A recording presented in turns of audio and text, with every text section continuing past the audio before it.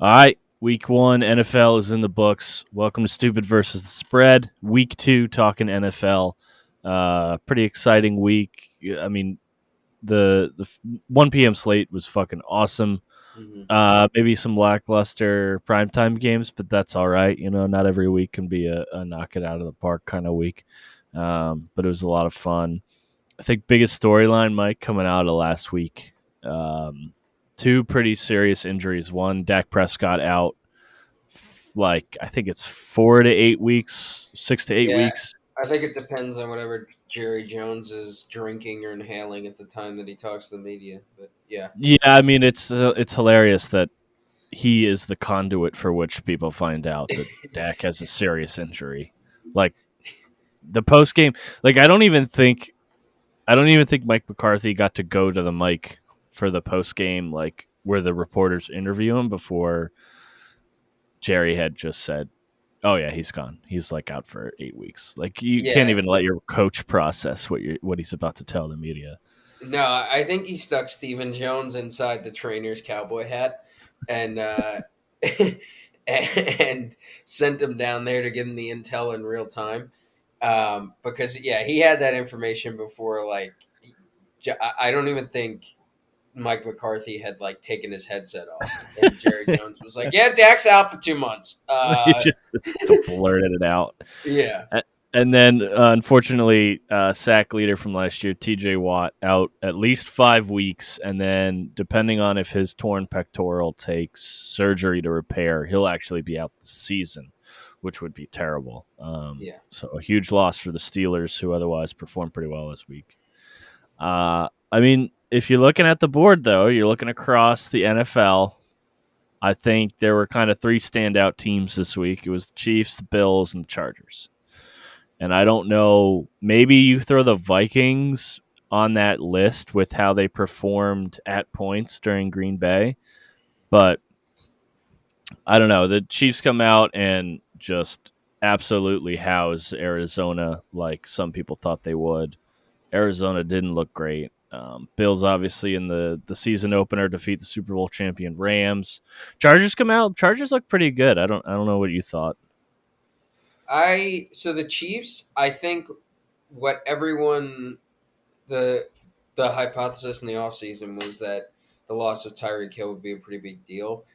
And I I think that the counter argument to that was always that by removing Tyreek Hill from the wide receiver core, you make them completely unpredictable, and I think that was what happened. And now they're basically unstoppable because uh, Mahomes, you don't even know now where Mahomes is going with the football. Instead of the audible to the like Madden, uh, what is it like X up like audible Tyreek Hill Yeah, Tyreek Hill fade down the fade sideline and or just throw Travis it as far as you Kelsey, can. like, Yeah, you know, like cross route. hitching. Yeah, exactly. Um, that's not the definite outcome anymore. So they're scary as an offense in that game. I would expect that. Obviously, it's not going to keep up all year, but yeah, they're really really good. The Bills impressed me with the way they played the second half. The Rams were in that game at the half. Despite the Bills looking like the better team, and the Bills managed to come out in the second half, put their foot on the gas pedal, get a couple turnovers, really getting Stafford's cage and prove they were the better team. Which and Yeah, going across, Stafford did not look good there. no, Not look good. I mean going across the country, it was an impressive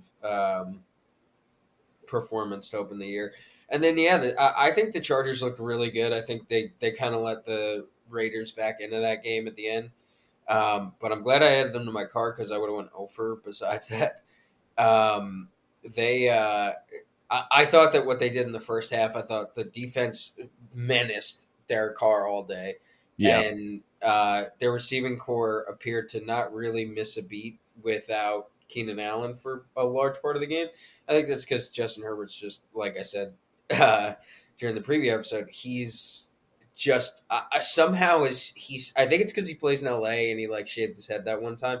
Like people forget just how incredibly accurate a deep ball thrower he is and how powerful an arm he has. Yeah. Um, Yeah. So those are the three teams I walked away from week one the most impressed by. Yeah, I would agree with that. Do you put the Vikings up there? Like Kirk looked good. You know, obviously they have a ton of talent on the offense. New coaching decisions, maybe stepping away from Mike Zimmer and his offense and defense look like. I mean, it looked like they threw the Packers for a loop for sure. Do you think there's?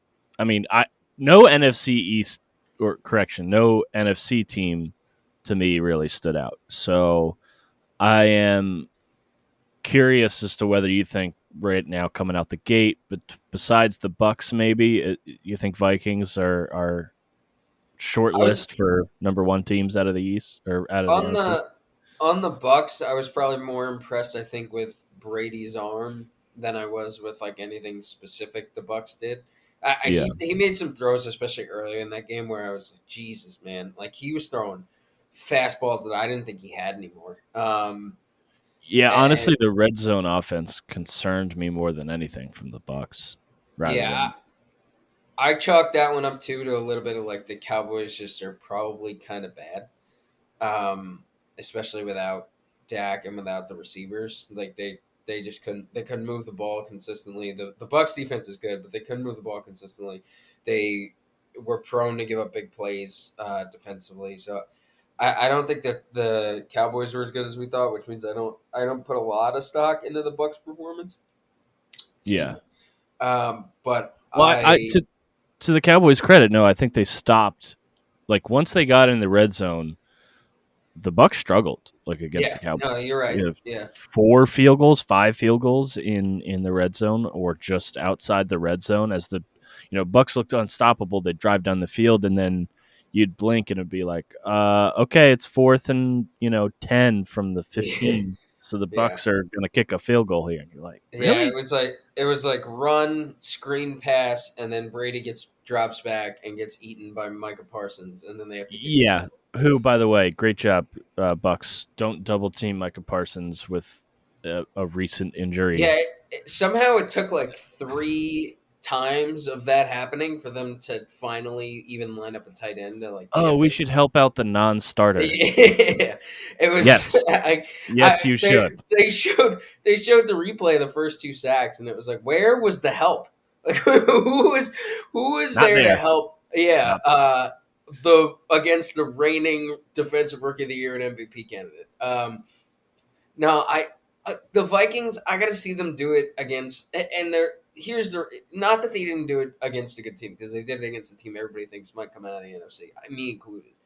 Um, I, it's it's a combination of two things. One, you have to see the Vikings put it together for an entire year and go through the ups and downs of an entire year and play through some adversity and lose. They'll lose some people to injuries, and we'll see how they deal with that.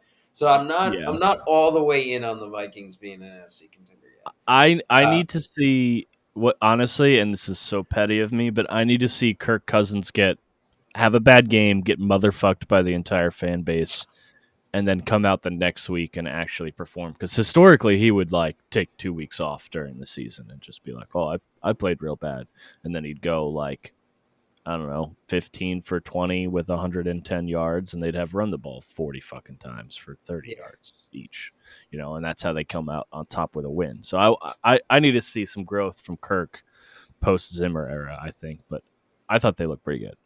they did.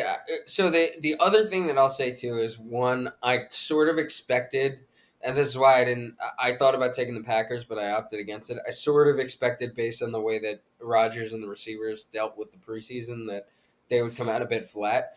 And then two, I do think there was the butterfly effect moment of Christian Watson dropping that 75-yard touchdown pass that was just dropped in the bucket by Rodgers. I If mean, he it hit that was was. the opening drive, I think. So if It was. he hits It was the that opening drive for the game, Green Bay Packers. yeah, Yes. that game might have gone completely differently. And that's like I know that's like a dumb, armchair quarterback thing to say, and the Teddy Bruschi's of the world who played the game would tell me I'm an idiot, but um, the I think it was more that drop just sort of soured the Packers offense completely for the rest of the first half until they were almost completely out of it. And then they tried to claw their way back. They scored a touchdown, but ultimately they just couldn't get it clicking. But I do think if they hit that bomb and they get into a rhythm offensively, I think that game could have gone differently. So do I think the Vikings are better this year. I do a lot better because I think Yeah, Kevin O'Connell is a very creative play caller, and you saw that. That's the part that you need to take away and detach from the rest of the Vikings' expectations for the rest of the season is like, will they be better, measurably better offensively? And the answer to that is definitely yes, just because the way that Kevin O'Connell calls games and the way correct. that And they it looks like that prioritize. so far. Yeah. Yeah, and the way that they prioritize getting Justin Jefferson the ball in different ways, even down in the red zone, they ran that sweep. It was like a drag sweep with a Yeah. pick play to get him the first touchdown of the game. Was mwah, beautiful. Um, It looked very good. I had the Packers, so I yeah, wasn't happy about it, but it looked great, you know. yeah. So I think that that's the takeaway here, and we'll see how well they can put it together week to week. Now, maybe they are. Maybe this was maybe Mike Zimmer was the thing holding the Vikings back from making a Super Bowl this entire time. But let's Mm, let's see after a couple weeks. okay. Yeah, that's fair. That's fair. I also don't write the Rams off by any means.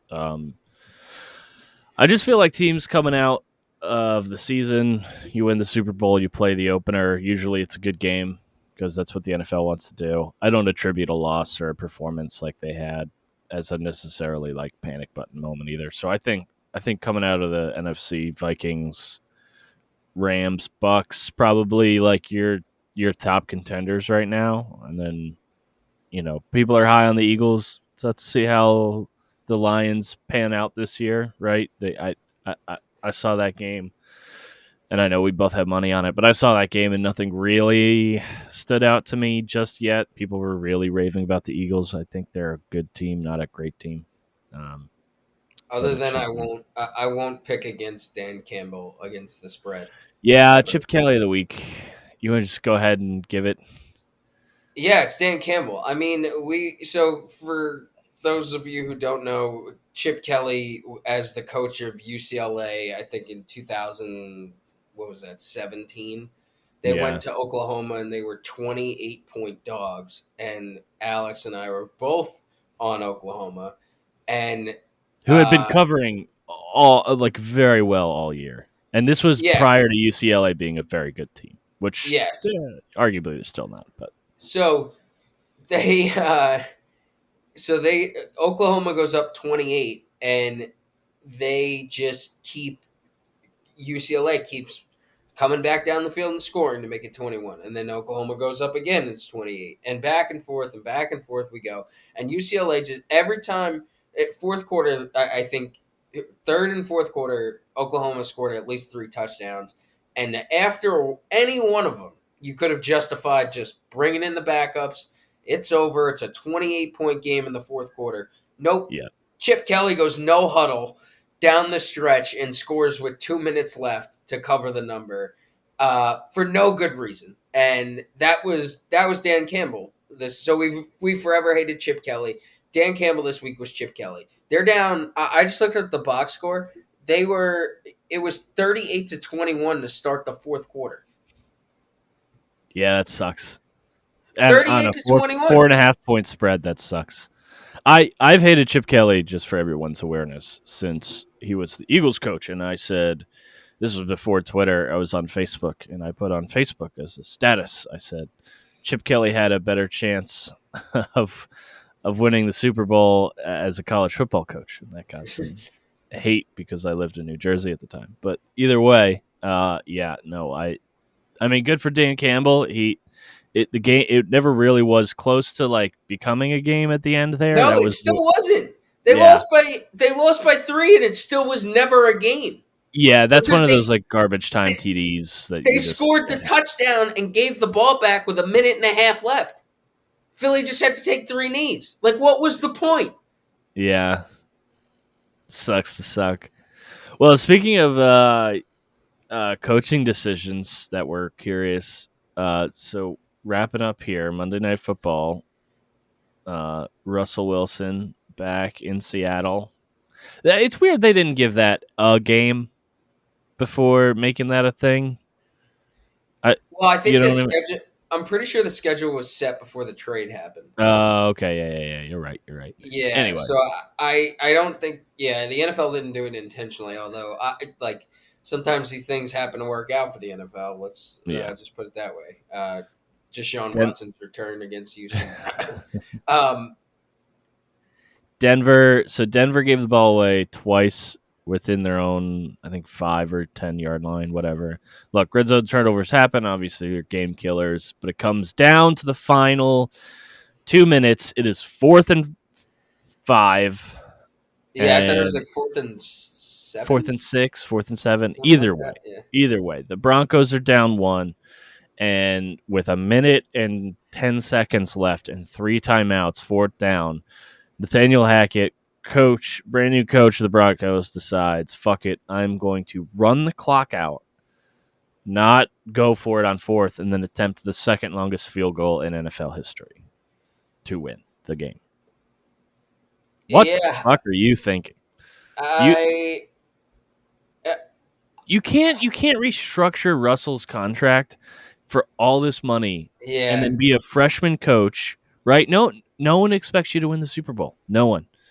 But you gotta show some trust in your players.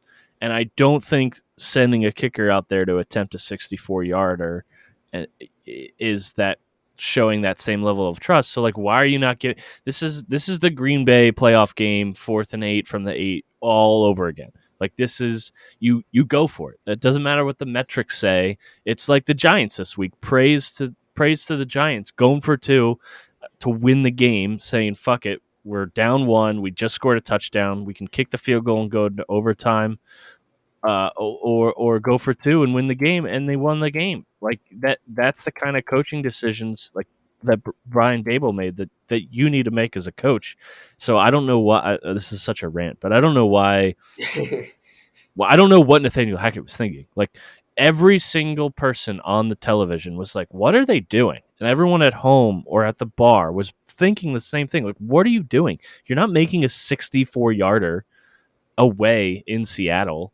Like, trust Russell Wilson to throw the ball 6-7 yards down the field, get the first down, and then you got plenty of time plus 3 timeouts." And the baffling thing was they missed the field goal, and then they used 3 timeouts as if like the game is still going on. It was yeah, ridiculous. yeah. That's the part that doesn't make sense. Is if you're gonna kick the field goal with time to try to get the ball back.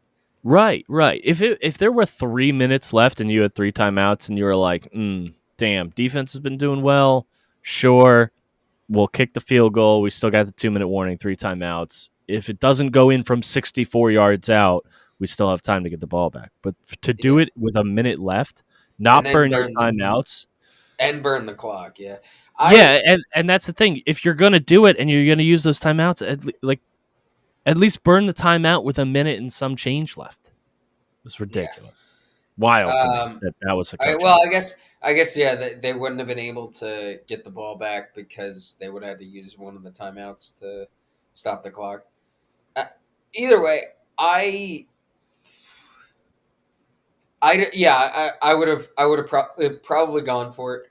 I think I think what's amplifying this is the fact that it was Russell Wilson in Seattle and Yeah, his return to Seattle. Like I think if this was like a 4:05 game like Denver Houston like this week and it was the same situation, I think it gets second guessed, but it kind of gets glossed over in the I would attribute that more to primetime than it being Russ back at Seattle. Honestly, the well, whole it's the whole yeah, it's a nation's combination of watching. both. But I'm Yeah, saying he gets those questions from like the beat reporters, and then that issue never exists again come Monday. And and he's going to get that question until they play on Sunday now because of what had right. happened. And really, Uh, what they should be asking is what coaching decisions did you make to try and overcome two red zone turnovers, and instead it becomes what the hell were you thinking? yeah, Aaron Judge just hit home run number 56 on a first pitch fastball to tie the game. Um, Who cares? little baseball talk for you there. Um, No, yeah, it's not really excusable, and I yeah, with his history, I think people now the natural questions go back to him in Green Bay Yeah, and a lot not those decisions are LaFleur's, but I think more of they struggled in the red zone too a lot that game. So like yesterday, so I think people are going to start to ask some questions about his red zone offense generally and whether or not he can get it done down on the goal lines. Now, granted, the two of a fumble on back-to-back red zone possessions by two different running backs is not that's really his fault. Yeah, correct. um, especially the Javonte Williams one. I'm going to UNC homer this wasn't his fault either because Russ I think tried to get the snap off, got it off just before the play clock, but the pulling guard wasn't in sync with the play. So Javonte Williams just ran straight into him and then got stopped immediately. And then Yeah, somebody lunged in and knocked the ball out. Anyway, yeah. I did want to spring off that. I want to ask you for three teams, and I'm kind of putting you on the spot here. Okay, Um, like it. we used to my fraternity house used to play this game called Break or Bounce, where basically we would drop random objects from the third floor of our house to determine whether or See if not it would break or bounce. they so here's my question of the teams that we didn't expect to lose that lost. I need a team that's going to bounce, a team that's going to break, and then I want your who's the Cinderella from this week who turns back into the pumpkin, and you can do that against a line or total because I've got ideas for all of these. Okay, so just any team whatsoever. So a team that was a like let's say more than a field goal favorite that lost. A team that was a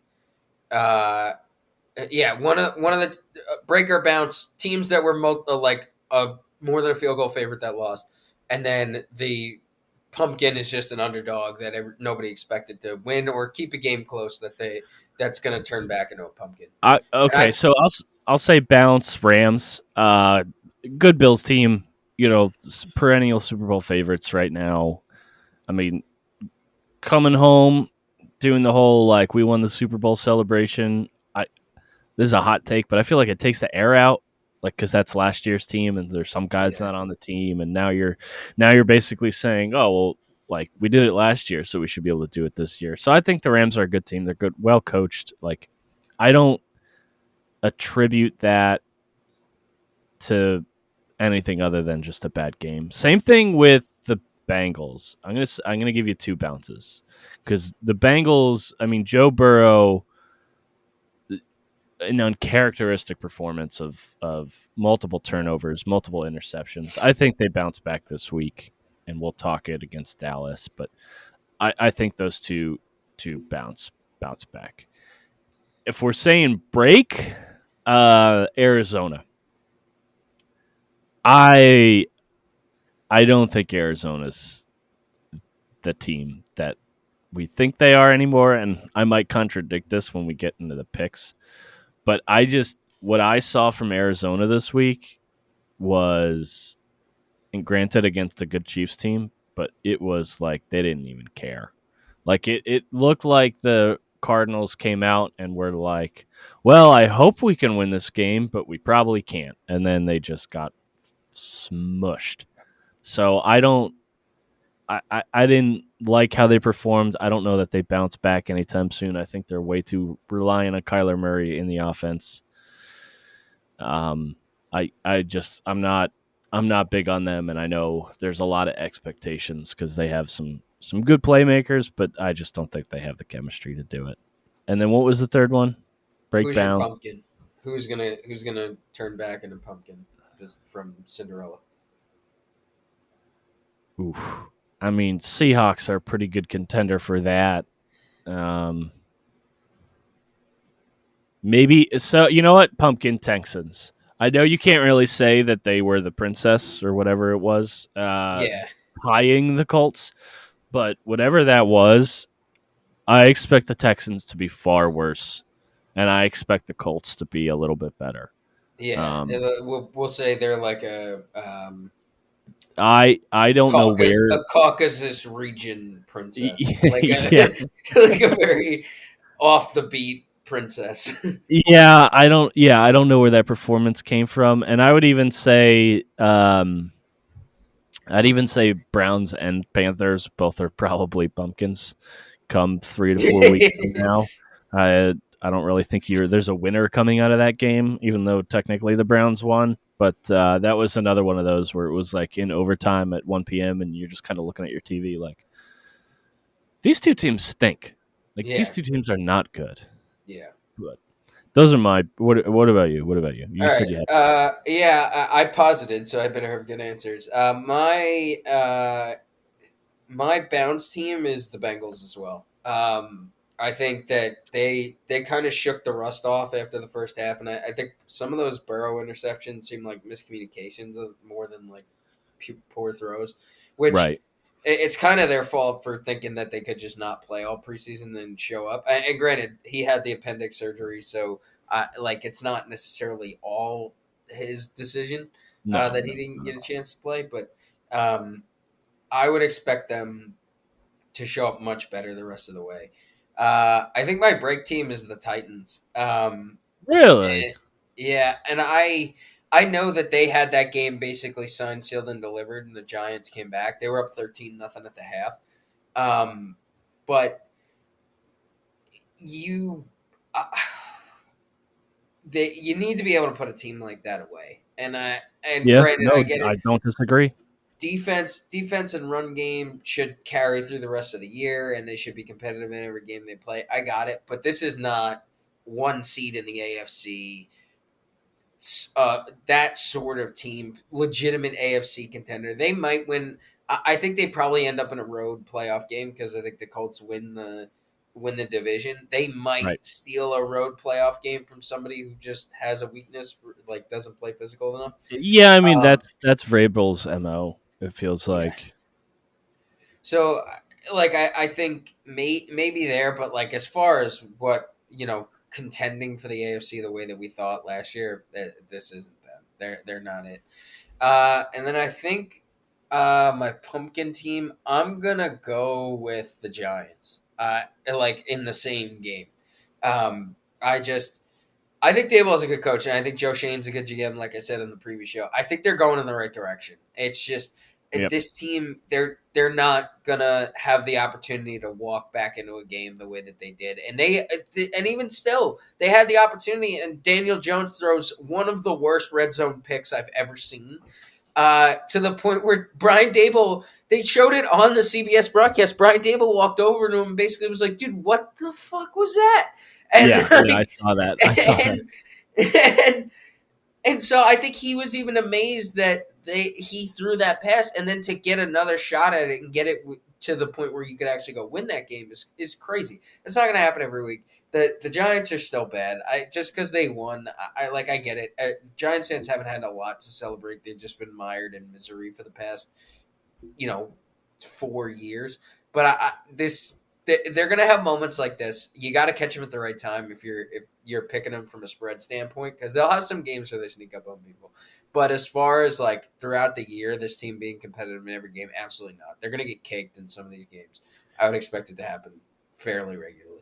Yeah, and it's so I you got to caution people too because there's a chance the Giants go 3-0. They're favored this week against the Panthers, and then they play the Cowboys on Monday night.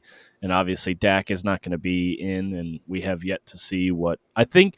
I would say the Cowboys probably have the 32nd strongest quarterback core outside of Dak Prescott.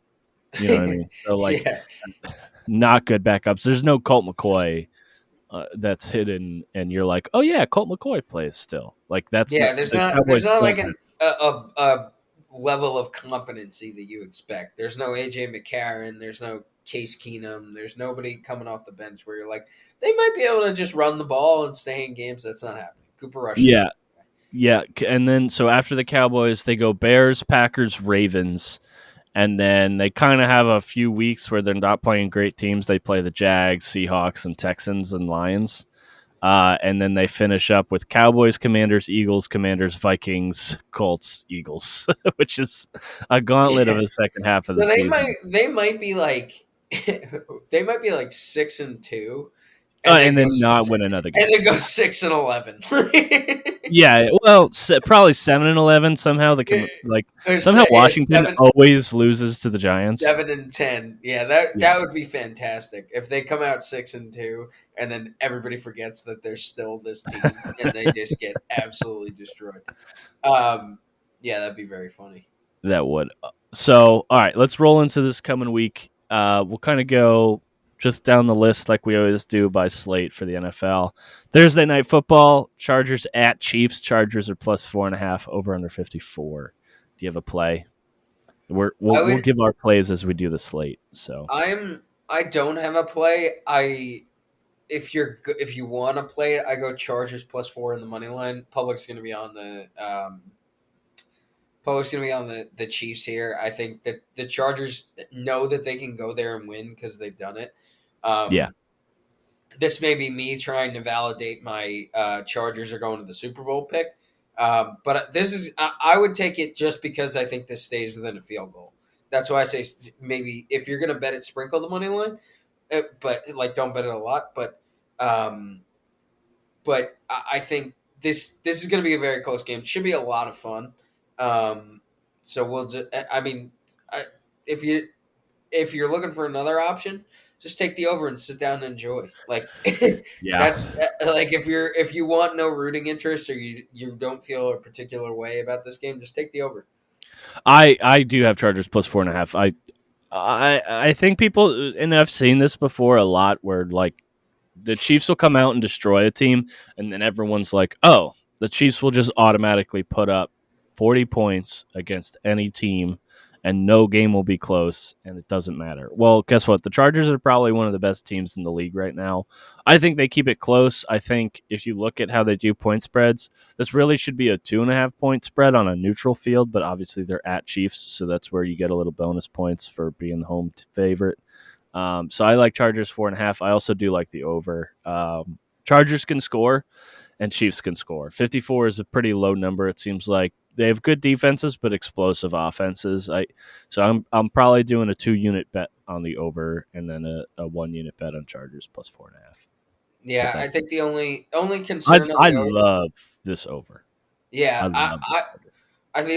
the only knock I could think of is that it's a Thursday night game, so usually the game plans aren't as solidified. But I love it I too. would agree That with that and the rest aspect of it if it wasn't week 2. But it yeah. seems like week 1, week 2, and then any team that comes off a bye into a Thursday night, like that just it usually just doesn't apply. They're not as fatigued as they are. But looking ahead, we got the 1 p.m. slate. So Commanders at Lions, Commanders plus 2.5, over under 49. Colts at Jags. Colts are 4-point favorites. Over unders 46.5. New England at Pitt. New England's a 1-point favorite. Over unders 40.5. Miami at Baltimore. Miami's 3.5-point dogs. 44.5 total line there. Carolina at Giants. Carolina's plus 2.5. So Giants are favored, as we talked about. Over unders 42. And then Tampa Bay at New Orleans. Tampa Bay -3. Over unders 44. That's our 1 p.m. slate. What do you like?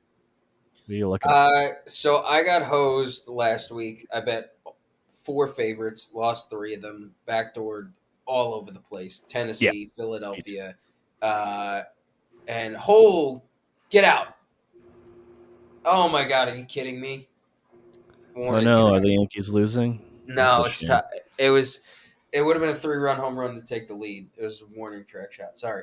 Um, the yeah, got backdoored on 2 of the favorites that I lost, and the other one was New Orleans, who ended up winning anyway. So the I don't necessarily want to say that I'm flipping to all underdogs, but I'm flipping to underdogs. And I hate betting Tired the of getting NFL because backdoored. you just know you have no idea what's going to happen week to like none of it makes any sense. You could read a game perfectly and just like for no good reason a team just decides not to show up.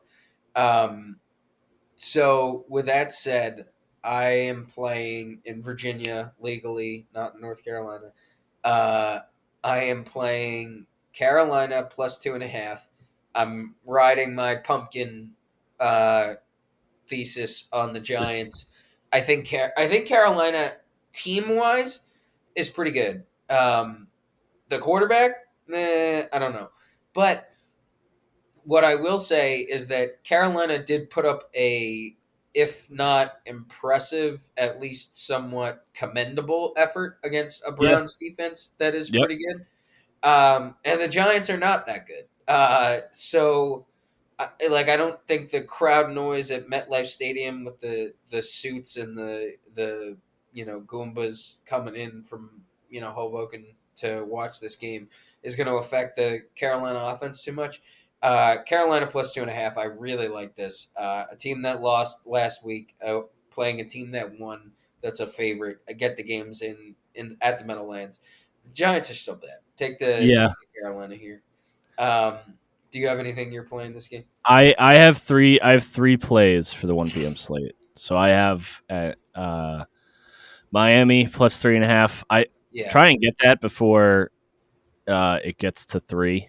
I'm I think also on Baltimore's this. good, but that's a field goal game. I mean, Miami's going to be a good team this year. I have Carolina 2.5. I think Carolina wins outright. Yeah, Um, I think so I, too. I think off not that the Giants are the worst team in the NFL, but I don't see why they would be a favorite against Carolina at all. So I No. don't that line confused me when I saw it. And then I have Tampa Bay -3 at New Orleans. I also lean that over 44. I know New Orleans has a good defense, but there was some lackluster performance there, and I don't know that Tom Brady.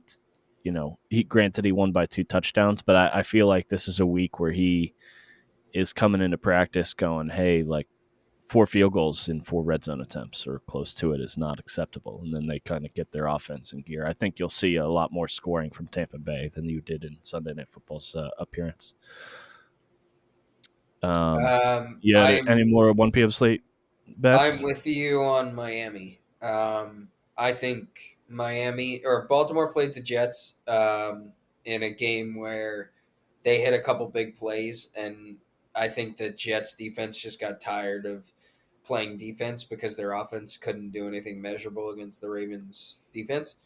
Um, Miami has the pieces, and Mike McDaniel looks like he's one heck of a play caller. So I think this game balances out a little bit more even. I don't know that Miami wins outright, so I think the money I don't line might either. be worth.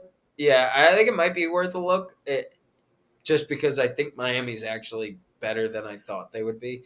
Um, but there's a chance Tua's. So take take it off the or take it with the spread. Take the points they're giving you, and live to fight another day. I Um, also I also like that over. I think each team getting to 21. Like each team should have about 3 touchdowns at a minimum, and then you're thinking, okay, field goal or another touchdown to pull out the win and push the over. So I kind of like the over there. I think Miami and Baltimore both are pretty good scorers, so I don't have a problem with the over there. they do have good defenses, but I don't hate the over there. I think public tickets are on the over, but that's the only concern. Um, yeah, nothing else. I may add the Jets +6 on the same principle that I'm adding Carolina. Um, just Jets are +6 on the road at a Cleveland team that didn't look overly impressive against against Carolina, and they shouldn't have a real reason to be a 6 point favorite. I think the Jets looked a lot worse than they probably are, just because they're losing your left tackle Friday night before your week 1 start is not a recipe for success for anybody. Yeah. Um, so I probably won't add it, but it's worth a look if you're looking for a play in that game. I think that just on the inversion principle of the NFL, just team that lost heavily underdog against the team that won, just flip it and play it and don't think Yeah, about I forgot to mention that Jets at Browns, Jets +5.5. Um, Yeah. that's how interesting that game is to me. Moving on to the 4 o'clock slate. So, 2 4:05 games. Falcons at Rams. Atlanta's 13.5 point dogs. Over unders 47. Seattle at San Francisco. Seattle's 10 point dogs. Over under 42. And then Cincy at Dallas. Dallas plus 8. Over unders 43 because of the Prescott injury. Arizona at the Raiders. Arizona's plus 6. Over unders 51.5. And then Houston at Denver. Denver's minus 10. Over unders 46. Michael. So I forgot to mention that I also had. I might add the Jacksonville over 46.5. I don't Just hate because that. those are wacky games, and they're not particularly great defenses with offenses that we expect to be pretty good. 23 apiece seems like it's relatively low for those two teams. That Um, I don't hate it, but that also reeks of, for whatever reason, some at least once a year the Jaguars will play a game play where the final play a score will 9-7 game, yeah. yeah, there will be no touchdowns in that game and it will be like 12-9. You'll be like, what the fuck? But Yeah, yeah, no, I don't hate that. yeah. I think Trevor Lawrence has to break out at some point too, or he's going to be a bust. I think either way, the other cat goes here is Indy, because they lost that game to go to the playoffs last year, might feel Yeah. compelled to run it up. So even if it is a blowout, you might still hit the number just Yeah, because that's Indy true. doesn't stop scoring. I might have talked myself into that one over the pick I'm going to say right now, which is Denver Houston over 46. Um, Same number, different game. But the you know what? I'm flipping it. We're going Indy Jacksonville over 46.5 is on the card. I may add the Okay. Denver Houston total over. I don't like that Because Denver Houston total over. I don't like that. my thought process is this is another game where things may get a little wonky, and you could see some crazy this is a game where I would expect like at least one block punt, like just some College bizarre football stuff. play. Yeah, and then besides that, I think you could see a blowout, but I would expect that Indianapolis's problem, or sorry, not Indianapolis. I'm getting all mixed up in the AFC South.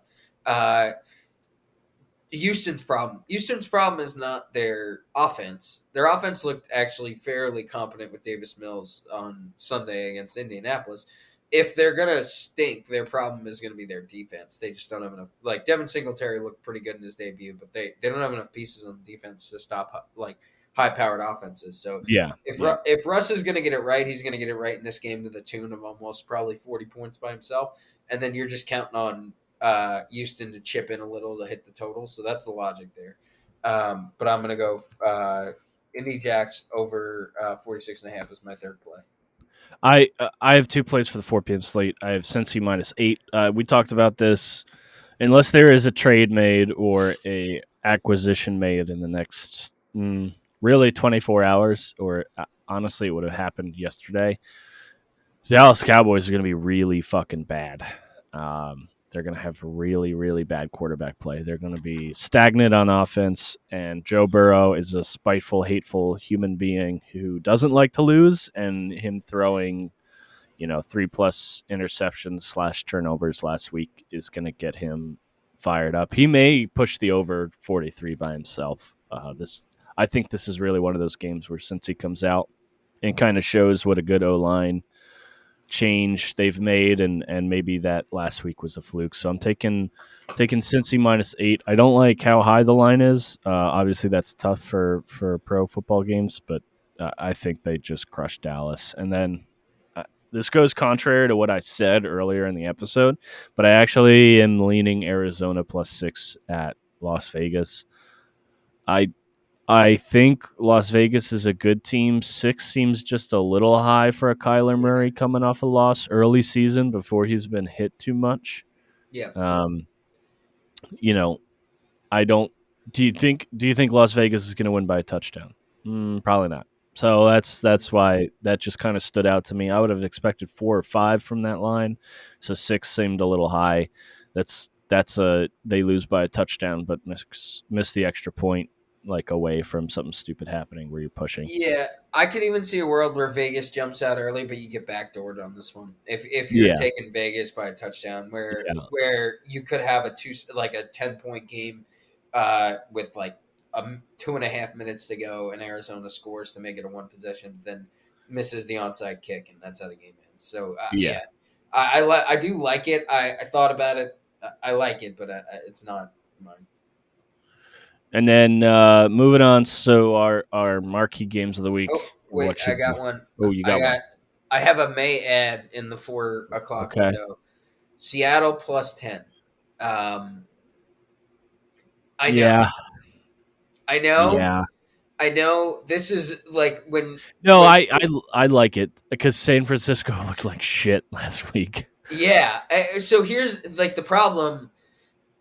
Here's the dilemma when I brought up the pumpkin analogy, right? Like Seattle is a prime candidate to turn back into a pumpkin because Geno Smith is eventually going to go back to being one Geno Smith, and they're just not that talented a roster. They look like they did very well in the offseason, the way that, but so much juice went into that game, and this is why this is a May ad. So much juice went into that game on Monday night, and they come out with a win. They're riding high. This is a huge letdown spot for them against a team that's supposed to be good and should dominate them. This is a prime spot for like a 38-10 just beat down where Kyle Shanahan just runs zone block left, zone block right, zone block left, zone block right, and they just score, score, score, score, score. However, I I don't think the 49 I just don't think Trey Lance is good. Like Yeah, that's the thing that's holding me like that's why yeah, and it's too early in the season to see Garoppolo anyway come out and yes, replace him and if he maybe plays lackluster. maybe if they're losing and Shanahan kind of feels the pressure that this is a game they have to win just because it is the Seahawks, then maybe they make a change. But I still think that at that point you've already covered 10. So Yeah, I may add it. I probably won't. I may ride with you on Arizona plus 5.5. That number is probably trending up because the cash and the tickets are on Vegas. So I may wait to see how high that Arizona. I don't think it'll get to 7, but it may get to 6.5. yeah. So that would be nice. Yeah, so I'm gonna wait on Arizona, but the Seattle logic here is just that if you don't believe in the 49ers, the Seahawks should keep this to within a possession. It's just it really this one's tough. But that number just jumped out to me. It's like why is a team coming off a win a 10-point dog against a team that just lost to the Bears? Yeah. Granted, keep in mind too that Bears game had terrible weather. I jumped on that under as soon as I saw the weather report. Yeah, Um, and then I should also be doing the thing where I like Seattle plus 10, so I bet San Francisco Francisco. minus 10.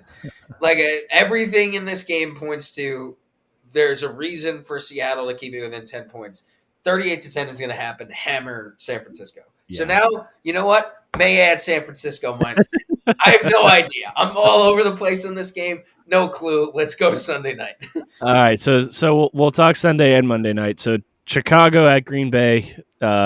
Thankfully, the football gods are getting Chicago's primetime game out of the way early this year. Green Bay's minus 10, over unders 42, and then we go to Monday night. There's two Monday night games. One of which will be maybe not good, maybe good. The other which will be probably good. Tennessee plus 10 at Buffalo. Over unders 49. That's the early Monday night game. And then the late Monday night game is Minnesota plus 2.5 at Philly. Over unders 50.5. We'll start with Sunday night football. Michael, do you have any picks? Um, no, none that are going on my card for the primetime games. I do think that uh, Green Bay is the play if you're going to play it. I lean Green Bay minus 10. And I'm probably taking, and I hate that I'm doing this, but this reeks of an under. This reeks of like Green Bay doesn't let Chicago score. Yeah, Green Bay's defense is very, very, very, very good. And I will say to support your point, right now, the cash is 98% on the under. Public tickets are 53% on the over. The money is Some, 98% on the under. It's Uh, probably a little skewed, but someone knows something. So yeah. yes, and to even further this point, I think this disparity not necessarily worse, but close. Public tickets 60% on Chicago. Money is 81% on Green Bay. Again, I hate 10 as a line. It's like such an ass kicking if you're taking the favorite, but the Chicago Bears are bad, and Green Bay probably didn't perform as well as they should have. But we'll move on from that. Two Monday night games should be great. I have a 2 unit and a 3 unit play, so I'd love to hear what you have first. Uh,